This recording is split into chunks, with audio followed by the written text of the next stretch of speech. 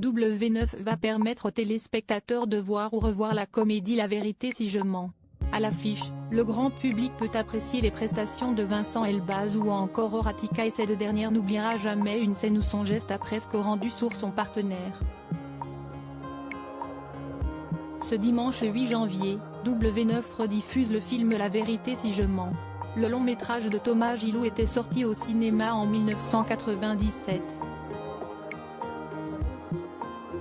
La comédie suit les aventures du personnage d'Édouard Huibert, Richard Anconina, qui est épaulé par Victor Banzakem, Richard Boringer, un entrepreneur du quartier du Sentier.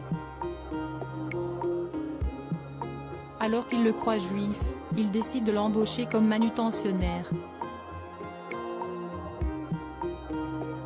Celui qui est surnommé Eddie se laisse aller et découvre une communauté qu'il va apprécier de plus en plus. Il épouse même Sandra, Amira Khazar, la fille de son patron, avant que la vérité éclate. À l'affiche, on retrouve également Eli Kaku, José Garcia, Bruno Solo, Gilbert Melki, Vincent Elbaz ou encore Horatica. Et cette dernière a eu un geste durant le tournage dont son partenaire se souvient encore.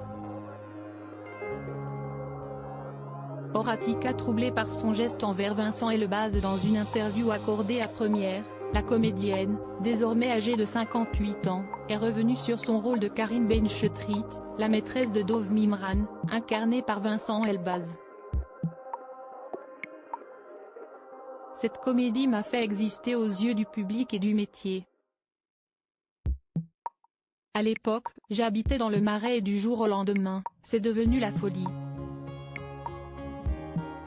Dans la rue, les gens hurlaient « Karine, Karine ». J'étais tombée dans le domaine public, avait-elle confié, alors qu'avant son rôle, l'actrice était loin d'être inconnue du grand public. Horatica a également évoqué une drôle d'anecdote sur le tournage de la comédie.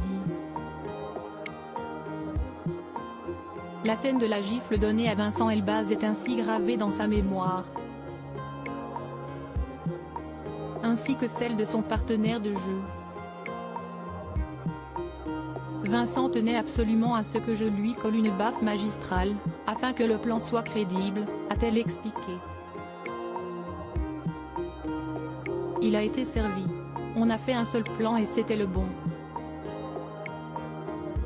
J'ai frappé si fort qu'il a gardé la joue marquée des heures. Pendant plusieurs jours, il a mal entendu d'une oreille. Vincent Elbaz a finalement eu ce qu'il voulait.